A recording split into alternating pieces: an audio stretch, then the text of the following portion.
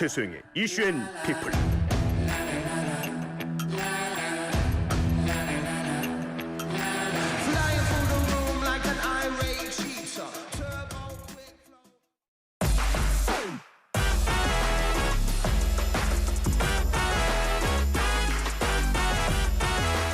꼴대로 꼬인 정치권 이슈를 재미있고 알기 쉽게 분석해주시는 두 분과 함께하는 코너입니다. 이번 주 탑3 김성완 시사평론가, 장이해찬 전 국민의힘 최고위원 모셨습니다. 어서 오십시오. 어서 오세요. 안녕하세요. 네.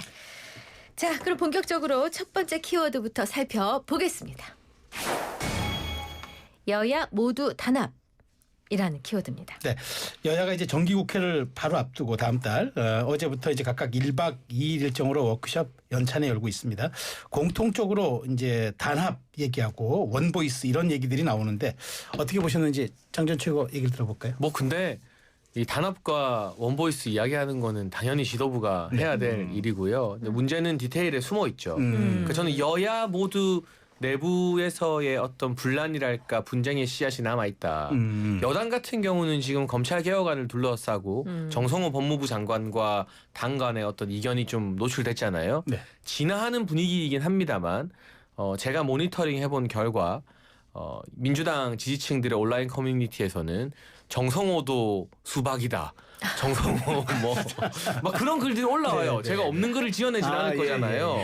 정성호 그리고 오늘 임은정 동부지검장이 공개 석상 발언으로 정성호 법무부 장관도 찐윤 검사들에게 포섭당했다. 그거를 다른 사람이 아니라 임은정 동부지검장이 공식 행사에서 말했어요. 네. 방금 기사 나왔거든요. 저런. 그러니까 이게 네. 진화는 하려고 하지만 검찰 개혁발 이슈로 여당 내에 어떤 이견들이 조금 분출되는 것 같고 야당은 또 더 화끈하죠. 뭔가 이 친한계, 조경태 의원, 뭐 당원 게시판 당무 감사 등등 시한 폭탄 등이 지금 째깍째깍째깍 하고 있거든요.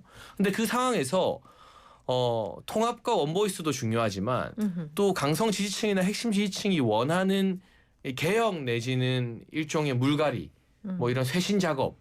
이게 좋게 말하면 쇄신이고 나쁘게 말하면 숙청인 거거든요. 네. 정치권의 용어상. 네. 이런 것들을 각 지도부가 어느 정도 선에서 해나갈 수 있는가. 그러니까 정청래 지도부나 장동혁 지도부 모두 만만치 않은 숙제를 안고 있는 네. 상황 같습니다. 네네.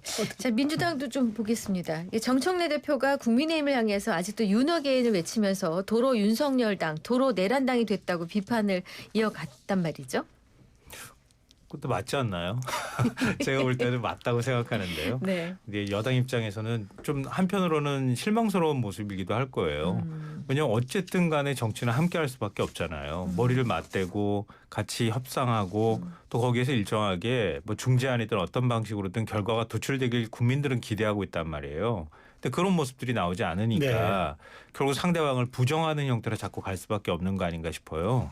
근데 정청래 대표가 뭐 송원석 비대위원장하고 악수도 안 한다 뭐 이렇게 얘기를 한 게 저는 굉장히 부담이 됐다고 생각해요. 그러니까 본인도 아마 당내에서 여러 의견을 들었을 거라고 보거든요.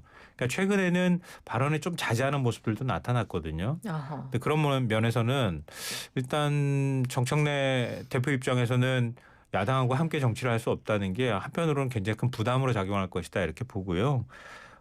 연찬회 때 그 민주당 쪽에서도 얘기하지만 정청래 대표가 한 손에는 개혁의 깃발, 한 손에는 민생의 깃발을 들고 가겠다 네. 이렇게 얘기를 했는데요. 그러니까 여당 입장으로서는 지금 이렇게 할 수밖에 없을 것 같아요. 그러니까 그런 면에서는 그 동안에는 예선전이었는데 이번 정기국회는 진짜 본선으로 대립이 일어나지 않을까, 굉장히 다툼이 격화되지 않을까 이런 생각이 좀 들고요. 네. 뭐 국민의힘이 이번에 전대 결과 보셨으면 아시겠지만, 일단 뭐 장동혁 대표가 제일 먼저 얘기한 게 이재명 대통령 끌어내리겠다고 얘기했잖아요. 네. 어제는 이 전쟁을 하겠다는 식의 얘기를 했더라고요. 죽기가 살기로 싸우겠다는 식의 얘기를 하던데요. 근데 이렇게 되면은 여야 간에 협치하는 모습을 못 보게 되지 않을까 좀 걱정이 됩니다. 네, 지금 좀 전에 이제 검찰 개혁안 둘러싸고 그 당정 간 이상 기류가 감지되고 있다는 말씀을 해주셨는데. 지금 정성호 법무장관 약간 지금 한 발을 물러섰는데 워크숍에 참석했던 우상호 정무수석은 이런 언급을 했습니다. 특정인과 의견이 다르다고 해서 공격하지 말자. 내용을 토론하는 방향으로 갔으면 좋겠다는 얘기를 했는데 일종의 이른바 그 뭐 언론이 만든 조어긴 하지만 명청 갈등을 둘러싸고 당과 정부의 엇박자가 약간은 아직은 뭐 해소되지 않은 것 같다는 생각이 듭니다. 그러니까 사실은 대통령실이나 정부가 강경하게 나가면 그걸 좀 풀어주면서 가교 역할을 하는 게 여당의 어떤 임무였죠. 네. 그런데 지금은 좀 반대인 것 같아요. 장동혁 대표 회담 제안도 대통령실이 먼저 했고 한일 합의 위안부 협정 전임 정부 입장 존중한다라는 저는 굉장히 놀랐어요. 그 부분은 칭찬합니다. 그런 어떤 진일보한 선택도 네. 이재명 대통령이 먼저 했고 근데 오히려 여당 지도부 정청래 대표는 계속 강경 발언하고 있고 오늘은 한민수 대변인이 신임 대표에게 아무리 그래도 그렇지 사이코패스라는 표현은 좀 그렇잖아요. 인터뷰에서 했더라고요. 이게 네. 막말의 인플레가 심화되는 거잖아요. 그러니까 이 여당이 풀어줘야 될 분위기를 오히려 대통령실 정무석이 나서서 하고 있다. 역할이 좀 바뀐 거 아닌가. 근데 사실은 여당에서 강성 지지층에게 욕을 좀 먹더라도 그 중간 다리라고 하잖아요. 가교 역할, 바터 역할을 좀 잘해줘야 되는데 그 역할이 바뀌어 있는 것 같고요. 한편으로는 이재명 대통령이 대통령 당선 이후에 뭐 이번 한미 협상에서 뭐 미국과의 협상 빈손이다 하는 말들도 있지만 어쨌거나 대미 관계를 중시하고 또 첨예한 한일 관계에서 문재인 정부처럼 죽창가를 드는 대신에 전임 정부 협상을 존중한다라고 하는 등 이런 진일보한 모습을 보인 것은 지지층만 바라보지 않겠다는 노력으로 저는 해석을 합니다. 외교적으로. 그러면 여당도 좀 거기에 발 맞춰주면 야당은 힘이 없고 가진 게 없고 춥고 배고프기 때문에 좀 날이 서 있을 수밖에 없어요. 107석도 지금 똘똘 안 뭉쳐있고 사실 어디 야외에서 투쟁하자 하면 한 70명 80명 나오는 게 다인 정당인데 여기서 느슨하면 이게 야당 역할을 못 하잖아요. 그러니까 전쟁하자 죽기 살기자 그건 할 수밖에 없는 거예요. 근데 그럴 때 이제 힘을 가지고 권력을 가진 정부와 여당이 먼저 손을 내밀어야 되는데 여당의 그런 역할에 대한 아쉬움을 우상호 정무수석이 토로한 게 아닌가 싶습니다. 또 이재명 대통령은 제가 볼 때는요 어떤 형식적인 틀에 그 갇혀 있지 않는 스타일이에요.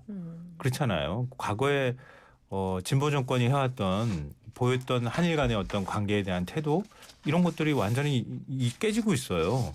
아마 제가 볼 때는 보수 쪽에서 오히려 부러워하지 않을까 싶어요. 이런 틀에 갇혀 있지 않고 굉장히 유연하게 지금 움직이고 있잖아요. 그리고 이재명 대통령이 한미 정상회담 마치자마자 얘기를 하잖아요. 네. 여당 대표 만나고 싶다고. 근데 저는 이럴 때 여당 대표가 손을 그냥 덥석 잡아주는 게 오히려 더 국민들한테 잘했다 이런 평가를 받을 수 있을 것 같거든요. 근데 장동영 원내대표는 그것도 사실 지금 뭐 안 할 것처럼 얘기를 하는 데다가 우리 이재명 대통령 내가 끌어내려가지고 이 정권 끝내겠다고 얘기를 하고 있으니 오히려 지켜보시는 입장에서 좀 답답하지 않을까 싶고요. 그리고 검찰개혁과 관련해서 좀 불협화음이 나오는 게 맞는데요. 큰 틀 안에서 보면은 집권 여당하고 대통령실 그리고 뭐 법무장관이 어떤 사안에 대해서 여러 엇박자가 나는 잡음이 노출이 된다고 하는 건 부담스러울 수 있어요. 왜냐하면 국민들은 일사불란한 걸 좀 좋아하시잖아요. 네. 그런데 또 역으로 생각하면은요, 이게 또 민주주의 아닌가 싶어요. 만약에 검찰 개혁을요, 민주당 내부에서 특위에서 만들어서 그냥 뚝딱뚝딱 한 다음에 그냥 일방적으로 탁 처리해 버리면은 되게 시원해 보일 것 같지만 그게 그렇지 않은 거거든요. 정치는 이렇게 좀 시끌시끌 해가면서 해나가는 거라고 봐요. 특히 국민의 법률 서비스와 관련되는 문제. 또 억울하신 분들이 얼마나 많아요. 근데 그런 것들을 처리하는 데 있어서 개혁은 해놨는데 나중에 부작용이 생긴다 그러면 다시 되돌이키기 쉽지 않잖아요. 그러니까 민주당에서는 좀 더 개혁의 목소리를 내주고 법무부 장관은 실제 실무를 하는 장관이잖아요. 그런 면에서 국민들을 바라보면서 뭔가 좀 부족한 부분이 있는지 뭔가 좀 다른 목소리를 내주는 게 오히려 더 저는 좋다. 이번 기회에 이렇게 좀 덜거럭거리면서 서로 간에 조율도 해가고 또 그러면은 또 너무 지나치게 격화되는 것 같으면 서로 간에 자제도 하는 과정들을 거치면서 국민들이 검찰개혁 방안에 대해서 좀 더 이해할 수 있는 계기가 됐으면 좋겠다. 알겠습니다. 시끄러운 것이 꼭 나쁜 것만은 아니다 이렇게 생각해요. 근데 다른 연천회가 어땠는지 모르겠는데 지금 국민의힘 송원수 원내대표가 한마디를 하긴 했어요. 민주당이 1박에 뭐 수십만 원 하는 호텔에서 워크숍을 한다. 이게 뭐냐 이렇게 얘기를 했던데 이게 뭐 그전에는 어떻게 해왔는지 그것도 모르겠고 표정이 일단 안 좋은데 네, 별로. 우리 장치국께서 5성급 호텔에서 하는 경우가 많지는 않은 것 같은데요. 5성급 호텔에서요? 주로 연수원에서 하잖아요. 네. 근데 아. 저는 정치 잘하고 선거 이기면 당원들이 좋은 데서 하라고 당비 많이 냅니다. 네. 뭐 이런 거 가지고 지적하는 거는 제가 국민의힘 당원이고 지도부였지만 네. 별로 효과적인 지적은 아닌 것 같아요. 알겠습니다. 그럼 넘어갈게요. 바로. 아니, 또 할인해 줬을 거예요. 네. 할인 받으시면 안 되죠. 왜요? 단체로 가면 권력으로 할인 받고 그러면 안 되죠. 본질로 그거는. 가겠습니다. 네. 자, 국민의힘 연천의 상황도 짚어보겠습니다. 투쟁을 다짐했는데 이 장동혁 대표 이재명 정권의 전쟁을 위한 출정식이다 이제 언급을 해서 아까 두 분도 말씀하셨습니다. 강력한 대여 투쟁 각오 이게 지금 선언을 한 것이고 행동에 따라갈까 어쩔까 그게 궁금해요. 근데 이렇게 해야죠. 그러니까 백석 남짓한 야당이 이런 선명한 투쟁력을 내세우지 않으면 존재 의미가 없잖아요. 그리고 국회에서 법안들 통과되는 거 보면 아시겠지만 상임위나 본회의에서 의석수로는 아무것도 할 수 없는 상황입니다. 24시간 필리버스터가 고작인데 국민 관심을 잘 못 끌고 있잖아요. 네. 필요하면 장애로 나가서 뭐 집회든 시위든 장애 필리버스터든 사실 이런 야외 투쟁, 야당으로서의 투쟁은 민주당이 전문성이 좀 있어요. 그래서 민주당이 야당일 때 어떤 투쟁 등을 했는가 보고 배울 필요도 공부해야 돼요. 좀 있는 것 같고 뭔가 지금 보수 진영 전체가 약간 침체되어 있다가 근데 장동혁 대표 당선이 보수 진영 내에서는 이변이었잖아요. 맞아요. 1.5선에 전국적 인지도가 있는 인물이 아닌 사람이 역전을 한 것이기 때문에 기대감이 조금 고조는 되어 있거든요. 네. 그럼 일단 우리가 중도층도 잡고 외연 확장 다 좋아요. 저 필요하다는 걸 동의를 합니다. 근데 집토끼들이 웅크리고 있고 안 나오면 중도층 외연 확장 해봤자 아무 의미가 없거든요. 일단 겨울잠 자고 있던 보수 지지층부터 좀 신나게 깨어낼 필요가 있다. 그런 차원에서 당분간 장동혁 호가 좀 대여 투쟁을 가열차게 하고 센 메시지를 내는 기조들이 이어지지 않을까 싶습니다. 그래서 추가 질문 드리면 그러니까 지금 이렇게 집토끼 깨우려고 그 김민수 최고위원이 이런 말을 했어요. 민주당의 국헌불란 행위 분명히 있었고 이번 그 계엄은 어떤 국민도 다치게 할 의도가 없었고 윤석열 파면 결정에 동의하지 않는다. 뭐 이런 얘기 했는데 이걸 집토끼 깨우는 전략으로 봐야 됩니까? 뭐 김문수 최고위원의 일관된 메시지인 것 같고요. 네. 다만 우리가 헌재의 판결을 존중하죠. 저도 그렇고 그거는 김민수 최고위원도 마찬가지일 겁니다. 네. 그 판결을 막 부정하거나 판결에 대항할 수는 없잖아요. 대한민국 법치주의 체계 아래에서. 다만 그걸 정치적으로 동의하느냐 동의하지 않느냐. 이를테면 이재명 대통령도 대선 과정에 채널A 인터뷰 나오셔서 박근혜 전 대통령 탄핵이나 형사재판 같은 경우는 지금 돌아보면 좀 과한 측면, 이상한 측면이 있다는 식으로 말씀하신 바가 있어요. 그러니까 정치적으로 내가 동의하냐 동의하지 않느냐까지 강요해서 무조건 다 정치적으로 다 헌재 판결을 수긍해야 된다라고 할 수는 없다고 보고요. 헌재 판결문에서도 굳이 민주당이 이 대통령실을 존중하지 않고 여러 가지 일방적인 입법들과 탄핵안들을 밀어붙였던 부분에 대한 따끔한 비판이 있잖아요. 그러니까 그런 부분을 좀 더 강조해서 본 거죠. 이게 뭐 우리가 판결을 무시하겠다, 법치주의를 존중하지 않겠다는 게 아니라 그건 있는 그대로 사실로 존중하되 여러 가지 또 다른 정치적 의미에서 뭐에도 중점을 둬서 볼 것이냐 그런 차이라고 생각합니다. 네, 그건 좀 저는 잘못 말씀하신 것 같은데요. 그러니까 계엄군의 선관위 투입에 대해서 과천 상륙작전이라고 얘기했던 당사자예요. 계엄을 상륙작전에 비유했던 사람이에요. 근데 그래서 그걸 했기 때문에 사실 내란 혐의와 관련해서 헌법재판소에서 대통령직을 파면한 거 아닙니까? 그럼 거기에 대해서 우리가 반성의 목소리가 나와줘야 되는데 윤 어게인은 오히려 외치고 있잖아요. 계엄도 오히려 잘했다고 얘기하는 이런 판국이니까 국민들이 국민의힘을 도대체 어떻게 볼까 좀 걱정스럽고요. 국민의힘은 지지율을 올리려면은요 잘 싸우거나 아까 말씀하셨던 것처럼 상대방이 잘 못하거나 둘 중에 하나잖아요. 근데 국민의힘은 지금 잘 싸워야 될 게 아니고요. 잘 반성해야 될 때예요. 잘 반성해야 잘 싸울 수도 있는 거거든요.